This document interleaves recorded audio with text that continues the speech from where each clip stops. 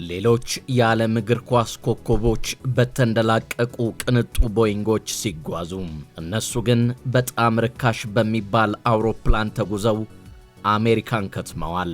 ሌሎች ወደ መለማመጃ ስፍራ ከአውሮፕላን ያላነሰ ቅንጡ ባሶች ሲጓዙ፣ እነሱ ግን መስታወት በሌለው ከ10 ዓመታት በፊት በተመረተ ባስ መስኮት በሌለው ይጓዛሉ። አስገራሚው ያረፉበት ሆቴል እንኳን ለአንድ የዓለም ዋንጫ ለሚጫወት ተጫዋች ምቾት የሚሰጥ ሆቴል እንኳን ማረፍ አልቻሉም። እጅግ ርካሽ የሚባል አልጋ ከተያዘላቸው የብሔራዊ ቡድን ስብስብ ውስጥ እነሱ የመጨረሻው ርካሽ ሆቴል ነው የሚያርፉት። በቡድን ይንቀሳቀሳሉ፣ በደስታ አብረው ይጓዛሉ፣ ለሀገራቸው የእግር ኳስ እድገት ይቆረቆራሉ። በቱታ ሳይሆን በቲሸርት ደምቀው ይታያሉ። እነሱ የዚች ደቃቃ ደሴት ልጆች አይደሉም፣ ግን ደግሞ የዘር ሐረጋቸው ከዚችው 158,000 ሕዝብ ከሚገኝባት የእናትና አባት የዘር ሐረጋቸው ይመዘዛል። ከአፍሪካ አህጉር እስከ አውሮፓ አህጉር ያሉ ሀገራት እንኳን ሁሉ ነገር ሞልቶላቸው አስገራሚ እጅግ አስደናቂ ኮከቦች ያሏቸው ብሔራዊ ቡድኖች እንኳን በመድረኩ የሉም። እነዚህ እግር ኳስን ለሀገር ክብር ብቻ ሲሉ የሚጫወቱት ተጫዋቾች ግን በዓለም ዋንጫው መድረክ ትንሽ ሆነው እንደ ጨረቃ ይፈካሉ። ጉዞአችን ይላሉ ተሳትፎ ሳይሆን ስኬትን ለማምጣት ነው ሲሉ ይደመጣሉ። ይህም ብቻ አይደለም፣ ዓላማችን ይላሉ ትንሽ ሆነን ትልቁን የዓለም ዋንጫ ወደ ሀገራችን ይዘን ለመመለስ ነው በውድድሩ የምንዋደቀው ሲሉም ይደመጣሉ። 150,000 ሕዝብ ያላት በዓለም ዋንጫ የምትሳተፏ ትንሿ ደሴት ኩራሳኦ ብለው ይጠሯታል። በዓለም ዋንጫ ለመሳተፍ የግድ ቢሊዮኖች ወጪ ተደርጎበት የተገነባ ስታዲየም፣ ዘመናዊ መሠረተ ልማትና ኮከቦች አያስፈልጉም። ይህን አለመሆኑን ደግሞ ይህቺት ታሪካዊት አገር በተግባር አሳይታለች። በቆዳ ስፋት እጅግ አነስተኛው አገር በመሆን ዘንድሮ የዓለም ዋንጫን የምታደምቀው ኩራሳኦ ከቀናት በኋላ የመጀመሪያ የምድብ ጨዋታዋን ታደርጋለች። መላው ዓለምም በጉጉት እየጠበቃት ነው። ሰማያዊው ማዕበል ዘብሉ ዌቭ የተሰኘው ብሔራዊ ቡድኑ ወደ ጨዋታና ልምምድ ቦታ የሚጓዘው መስኮት በሌለው የተማሪዎች አውቶቡስ ነው።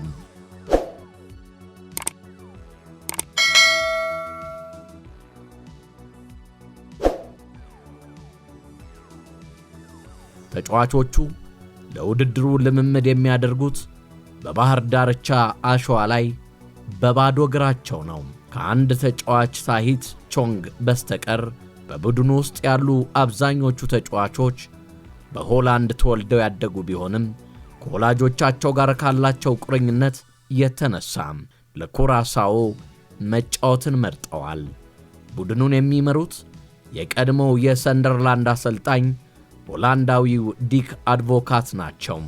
አሰልጣኙ አሁን ላይ ዕድሜያቸው 78 ሲሆን በዓለም ዋንጫ ታሪክ የዕድሜ ባለጸጋው አሰልጣኝ ሆነዋል። ከሁለቱ ከ74 ዓመት ባለጸጋ በልጠው። ኩራሳኦ ወደዚህ መድረክ ያለፈችው የቀድሞው የእንግሊዝ ብሔራዊ ቡድን አሰልጣኝ ስቲቭ ማክላርን የሚመራውን የጃማይካ ብሔራዊ ቡድንን ባልተጠበቀ ውጤት ከውድድር ውጭ አድርጋ ነው።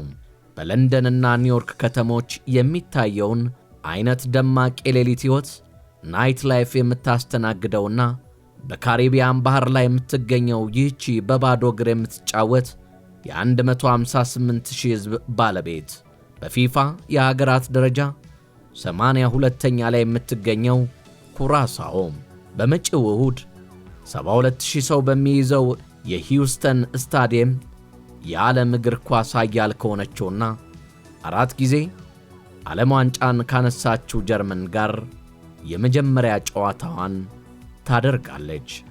ከጀርመን በተጨማሪ ከኮት ዲቯርና ኢኳዶር ጋር ነው በምድብ 5 የተደለደለችው ይቺ ደቃቃዋ አገር። የኩራሳኦ ሰዎች እዚህ የመጣነው ዝም ብለን ቁጥር ለመሙላት ሳይሆን ዋንጫውን ለማሸነፍ ነው በማለት በከፍተኛ የራስ መተማመን ላይ ይገኛሉ። አሁን ትንሿ ሀገር እዚህ ትደርሳለች ሳይባል በዓለም ግዙፉ የውድድር መድረክ ላይ ትደምቃለች።